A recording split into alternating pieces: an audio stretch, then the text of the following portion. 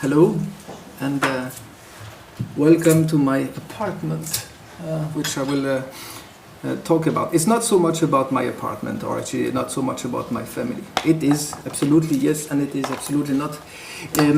I actually went for some kind of long trip. Spat revolution, that's nice. In between basically high technology and no technology at all. And it's been through my artistic practice and artistic research. My name is Yann, I'm French, and I live actually in Copenhagen. I've been living in Copenhagen for 15 years or something like that. I'm actually half Danish, but I still think I'm French.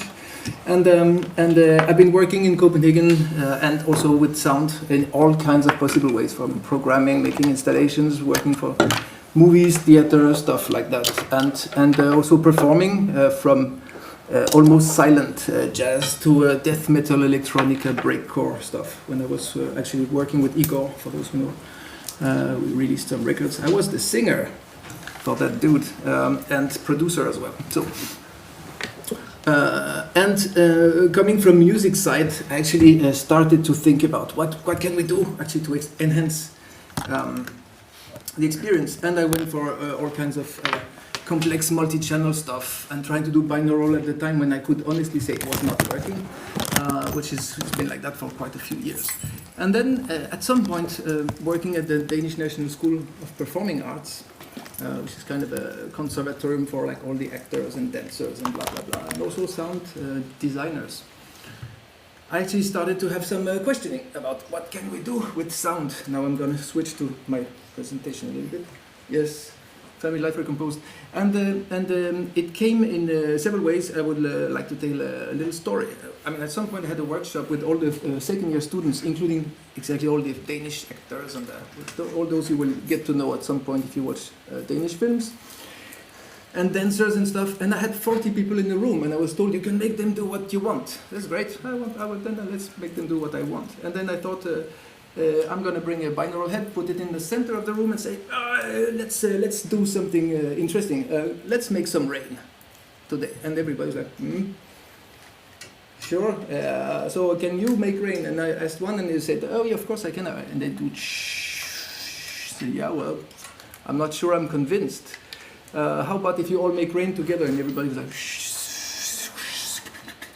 and that literally sucked. So I actually had to tell them, okay, now we need to understand each other. We have a room here.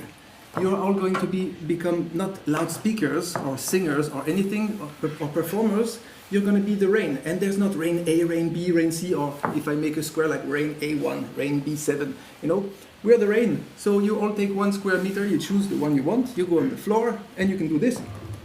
Or you can do and you have to work a bit on your expressions to do that.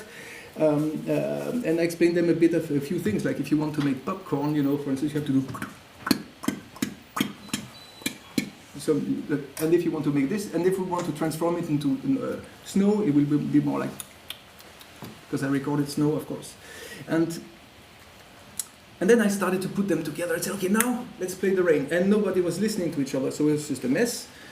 And we did again more and more, like, let's listen to each other now. Okay, and then 40 people starting to listening to each other and making their own patch of rain. I said, well, if you want, you can be, you know, this place where there's like maybe something on the roof and it drips. So you do the drips on your own square meter. The ones around you don't have to do it. And then I said, okay, now let's do the same if wind was coming. And now let's put a tree in the middle. And every stage, everybody got stuck and lost. And then I realized, well, none of those people, including my students at the time, are actually capable of listening.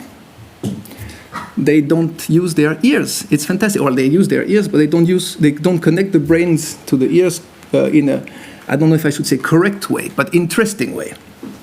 They basically do what they're told, and they think they hear, but they don't so much. So I started moving to a bit against technology at some point. So I'm going to talk about an anti-spat principle, I would call it like that. Not that I am against spat, I'm a big user of spat in many conditions, but not so much in that one, although I use it to prototype and to archive sound art in that case. So, what is Family Life Recomposed? Well, that's basically, you know, you take some creatures like that, put them in an okay apartment, you get that result, right? And then you try to model it into a very nice digital system, and you get that result, which is actually very far from reality, if you ask me. And then I thought, well, that's the thing. If I try to record all stuff from my apartment and recreate it, I'm going to be closer to that than to that. So how do I work?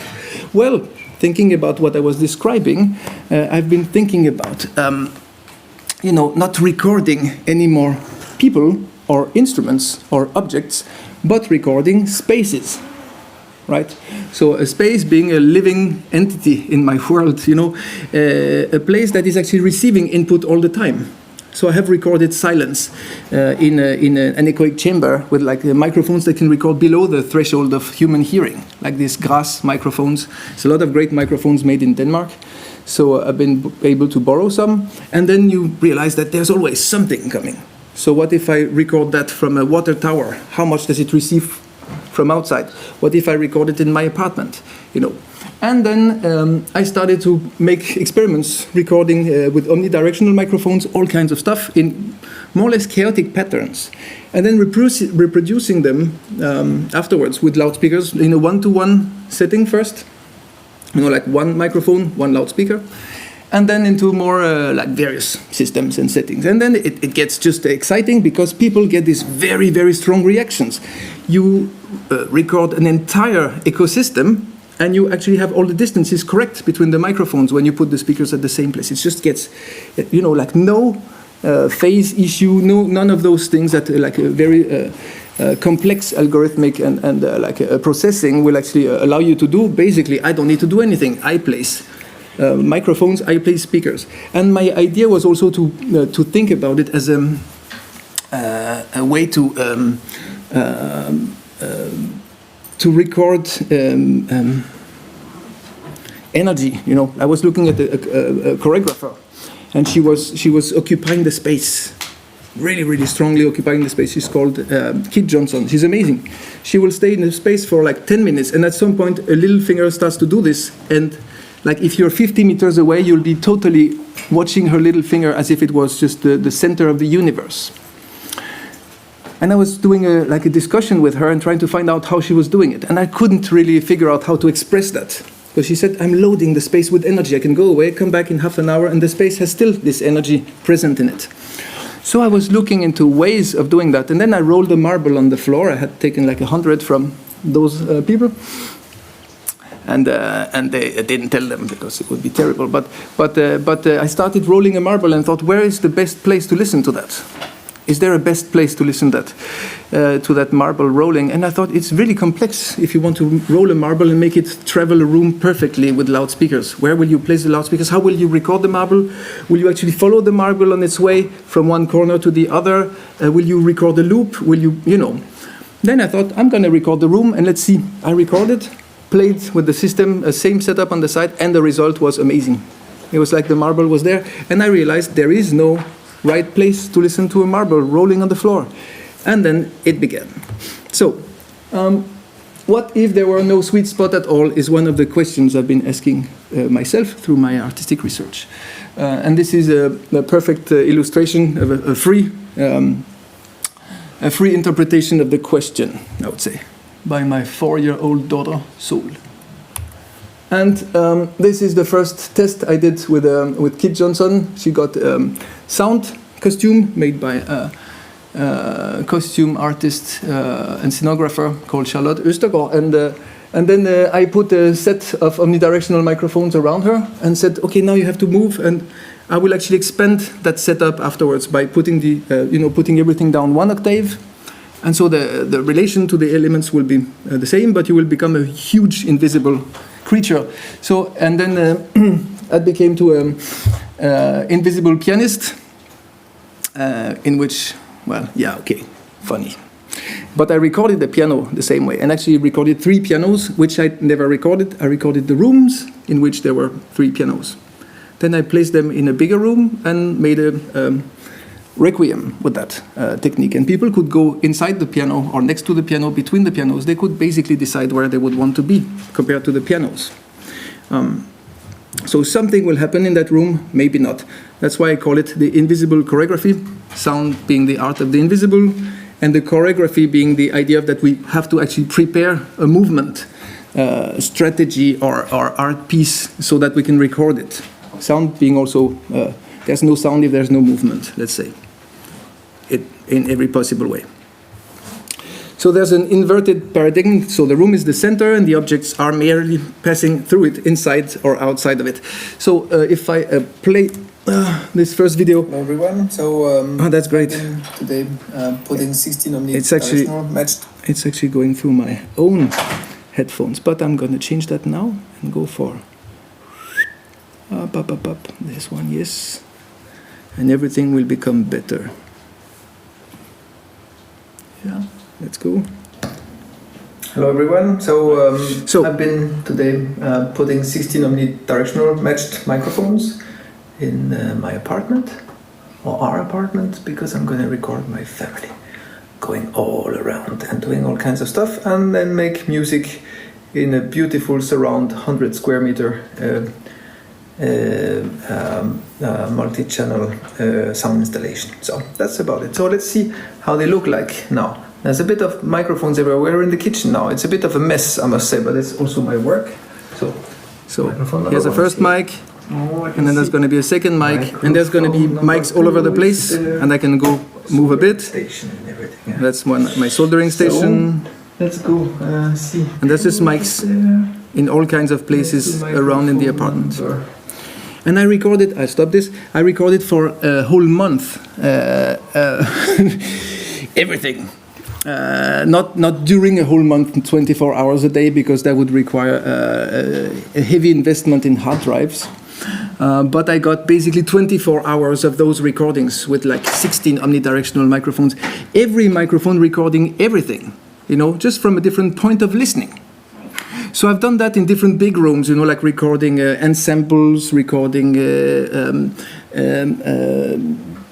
like in actually like a very much more, like, if I may say, serious places, like the Danish National Radio main studio, where I recorded a vocal ensemble there. It's a concerto for like 18 solo voices, which I recorded with 24 dPA 4006 and this kind of stuff. So like really a lot of expensive gear in a really nice place. But in this case, I have like some 16 matched microphones, and they all record everything. Except, if you think about it, there are walls here, right? There are walls, and I'm gonna perform this afterwards in a room with no walls. That's the trick. What is happening if I perform a recording that takes all the walls at the same time, and I perform it in the place where there's no walls? And then I thought, well, the funny thing is, if I record binaural, now we're talking binaural, I think everybody's heard the word a million times in 3 days. At least, when I record binaural, it's supposed to be, a transfer from my head and torso, like it's like my body transferred to another body. But usually, we basically more or less consider the ears. That's what we kind of tend to think, and the torso is widely ignored.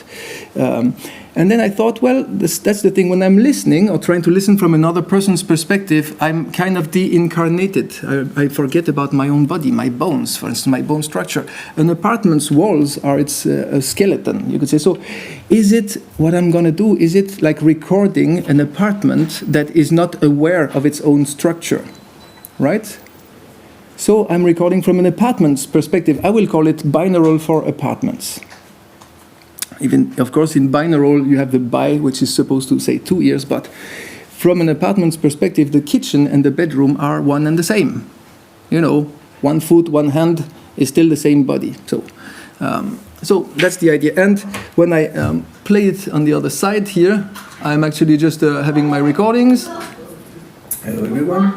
So this is part 2 of my project, Family Life Recomposed. It's a sound installation with 16 loudspeakers, which is reproducing, but in a musical way, more like music, life in a family of 4 in a busy suburb.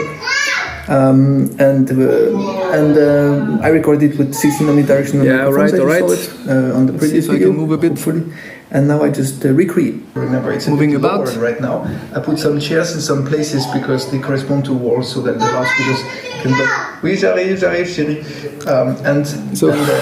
Yes, I get confused myself at some point. So loudspeaker number 1, and this is loudspeaker number 2, and loudspeaker number 3. This one. So in the previous video, I was actually going through all the microphones one by one, giving them numbers, and then in this video, I'm going through the same thing with loudspeakers in the black room, and I had actually taped the floor to actually make the plan of the apartment. And when I told people to come in, they would say, well, you can go wherever you want, but don't cross the walls. That's the only rule. You don't cross the walls. And there is a door here, and you don't cross that door, because then you're outside of the apartment, and it's not okay. And they did, and the result was quite striking, because they got this impression that they were actually moving through memories, or they were themselves a ghost in the middle of something real that they could not see.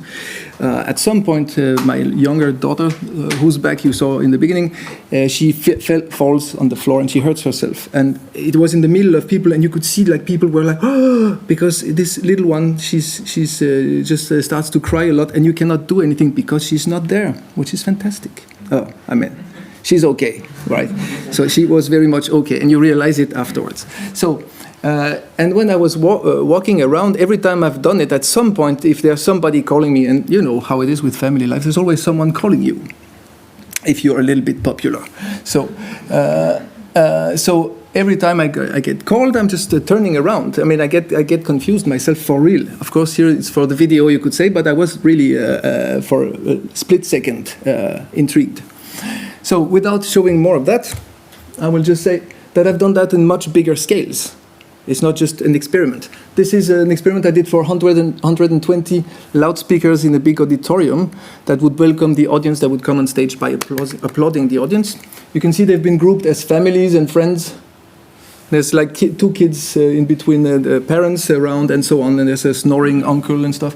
And then, but it requires a lot of preparation. So, for instance, I made that in Unity also to check how it would sound from whatever point of view. The white stuff here is actually the place where the audience is allowed to sit, because you're not supposed to sit just behind the in front of a loudspeaker that would be in your back, this kind of stuff.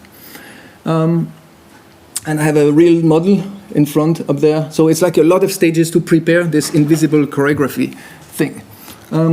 Yeah.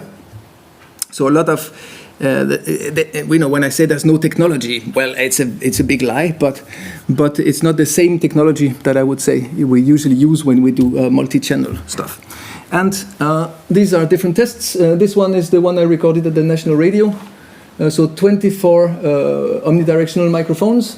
You can see them placed there up with like positioning. It's me deciding on how they will be placed with the composer, Niels Rosingskov. And this is the recording session. I have some nice recordings.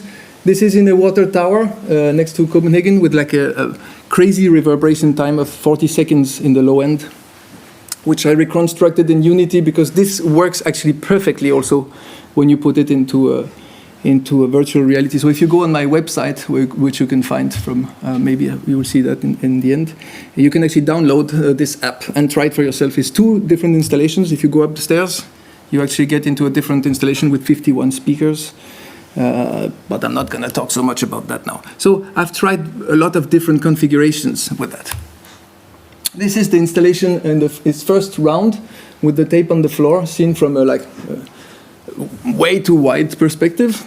And I redid it this year, but in a different way. So total darkness this time. So no map on the floor, looking ugly, but total darkness means I don't have to take care of that. And then I put some special seats on the floor and said, well, you're going to sit on this one in the end, then you're in my bed, or our bed. If you sit in this one here, you're on our toilet. You know, if you're on this one to the side, you're in the Christmas tree, or where the Christmas tree is supposed to be. Here is the kitchen, and so on. So I would say you're in the sofa, and people would have just an idea, basic, of where they are sitting. And then I would put total darkness and encourage them to close their eyes, because, you know, in total darkness you start to get used to it after a while, and then you try to look for any kind of light, and that distracts the attention. But people would actually say, oh, I got a very clear view after a while of your apartment. It was suddenly revealing the acoustics. And at some point I open the windows and then you hear outside, and then you're in that space. And everyone, also I insist, got a very different point of view. For instance, at some point my wife, she's using a hairdryer. She does that sometimes, and then if you, at the same time, I'm playing hide and seek with the girls, and if you are sitting at the very end there, close to the door, you'll be where the hairdryer is activated somehow, and you won't hear what we're doing, the others. If you're here, you'll hear where the little one goes hiding, because she's running there, like small feet going this way. So we all get a part of the story, each person in the room. And I think it's a much more interesting way of, like, you know, getting rid, in some ways, of the visual and just go for it. So I would call that a non-anthropocentric point of listening. I used a lot of stuff also from only the apartment's perspective, when we're sleeping, for instance, or different things. I used SPAT anyway, and that's where you don't get visuals. I have visuals, but I don't know if we have time for that so much. So for prototyping, selecting, 24 hours, it's not just 24 hours of recordings, it's 24 hours of recording from any point of view or listening. So it means I can listen to a recording, and if I go another place, I will hear that, shit, I was actually whispering there with my older daughter, and that's actually a very interesting part. But then if I go there, I'm not listening to what's happening on the other side. It's a really long process, and I think I've been listening to like 20% of it, and the recordings were made a year ago. But anyway. And it solves the issues of transposability and reproducibility, which is a classic problem with sound art. How do I bring it somewhere else? Well, I actually found a way. I can record any sound art piece using a microphone system like that, and I can transpose it in the virtual world and then transpose it in another place. I can even reduce, augment the size, and do stuff like that. Yes, a few issues, just to say it briefly. The one to the right is a Pro Tools session. That's one of the issues. It's a complex one. That's when I was working with 120 speakers and tried to make people be in a huge pot with the oil boiling, and then there would be like some of the loudspeakers would begin to pop, like popcorn actually, right? And then you would be in the middle of this pot with popcorn popping all around you, and you would eventually be allowed to pop yourself if you really wanted to. I would not give the instruction, but you could if you really wanted. One of the problems is that when I record like this here, I record a loudspeaker with a mic. I put a mic in front of the loudspeaker.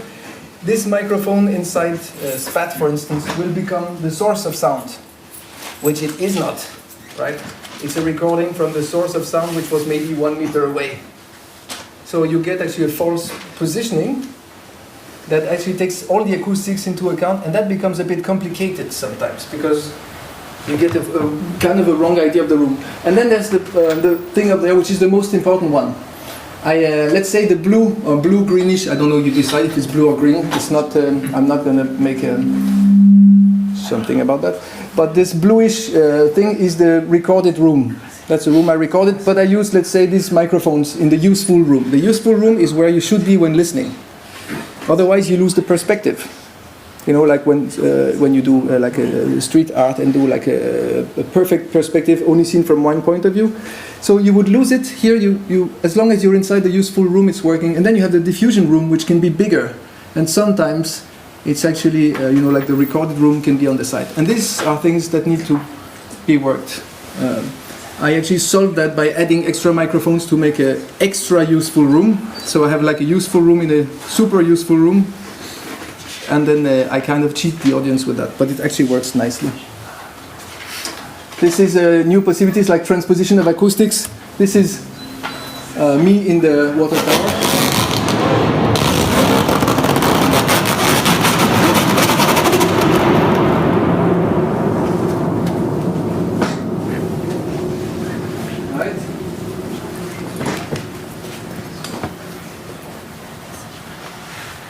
So the nice thing is that it works in virtual reality, but it's also transposing the acoustics correctly. So this is like a take on the this Unity thing. And you'll be in the same room. I made a bit of a joke because it's a water tower, so if you remove the walls, you have water. But there's microphone positioning, and then the sound is going to start, and the whole acoustic will be correct. Yes, awesome. So, and the piece will begin. And if you listen to it binaurally, this captures completely the original piece, actually. And it is actually 10 sources of, 14 sources of sound that you will see. And you can remove them if you don't want to see them. But so you can actually follow where the sound comes from, and everything you hear is recorded from all of those mics.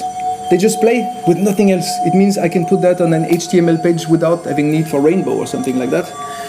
I just put sources of sound. That's the only thing that you can do with Unity and HTML. It's like 1% of the functionalities. It's enough for me. But it's a lot of data sometimes, right? So I'm going to pass this one, and that's my website. I will just make I will not do a whole concert because it was great before and we don't need that. But maybe I can make just a short extract of the family life. It's totally not right because you should have speakers in the middle. Otherwise, you don't get the projection effect. Right now, it's going to be a bit external to you. But I think I have maybe, I was told 5 minutes, and that means not enough. No, yes, of course it's enough. If I cannot make it, then I won't make it. Family life, yes. Family life, yes. So far, so good. I'm gonna kill this one. Preferences. Oh, it looks really, really nice. So, save the preferences. No, not needed. This is my apartment. The speakers you can see, they are our speakers. They don't correspond so well to the sound sources, which you can see here. And in this one, I have perfect stuff. So, I'll make us listen to the arrival of the family. Let's see how it goes if I go. So, partly Danish, partly French. A lot of people won't get anything. Doesn't matter. We arrive from a door which is this way. If you're around here, you're next to the sofa. If you're here, you're in the toilet. I'm sorry. If you're here, you're close to the kitchen, and so on. You know. And in the back, you're in my bedroom.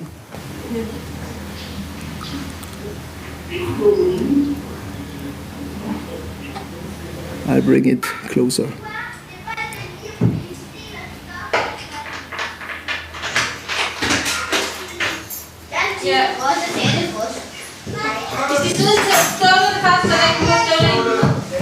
Put it a bit louder.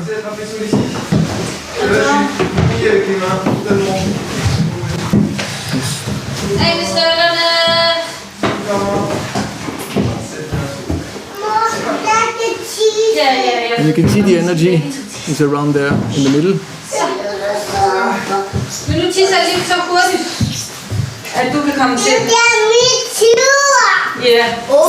She wants to pee. It's okay. Understandable. Ja, men I skal ikke røre ved det. I skal høre, det her det er noget, man ikke må røre ved. Fordi det er fars. Det er fars ud. Yeah, New Year's Eve.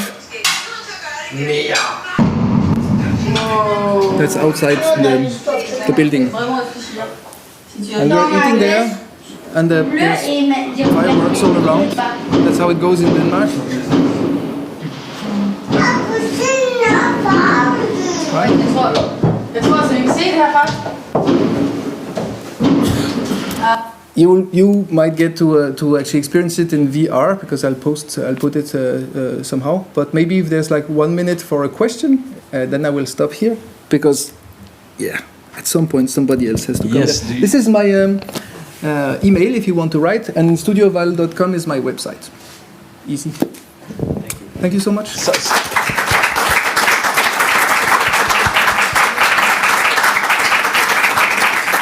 You have 1 or 2 questions.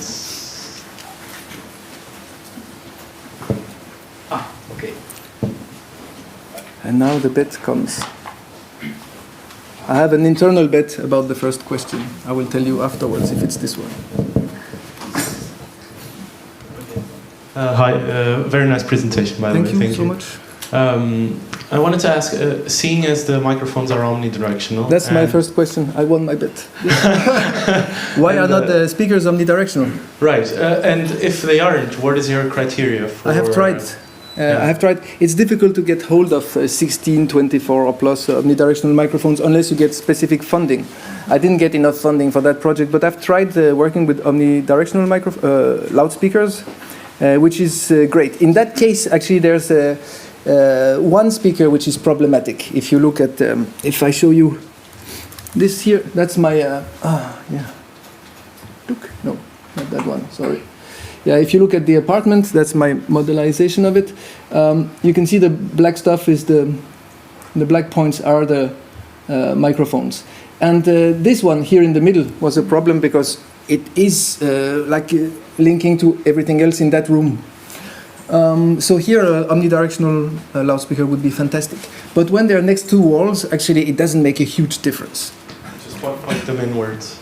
Sorry? You point them inwards to the room? Yeah, I kind of decided, well, in the last version of the piece, I'm actually deciding where the chairs are. So I'm reducing the options, also to find the places that are the most interesting. Conveniently or funnily, if I put the central point in the apartment is inside the wall. So I put actually one chair inside the walls to see how it would be. And sometimes it leads to some incoherent things. For instance, these two here are next to each other. Nobody would put, if you have 16 loudspeakers in the room, why would you put two like this? But there's a wall in between. One is pointing to the corridor in the small room, the other one is pointing to the living room. But when I put them in my room, it's very good that they are not actually omni, because they would just confuse each other, I would say. So the best would be a blending in that case. Okay, thank you. We are a little bit My out pleasure. of time. Thank you so very much. much. Could you pass it?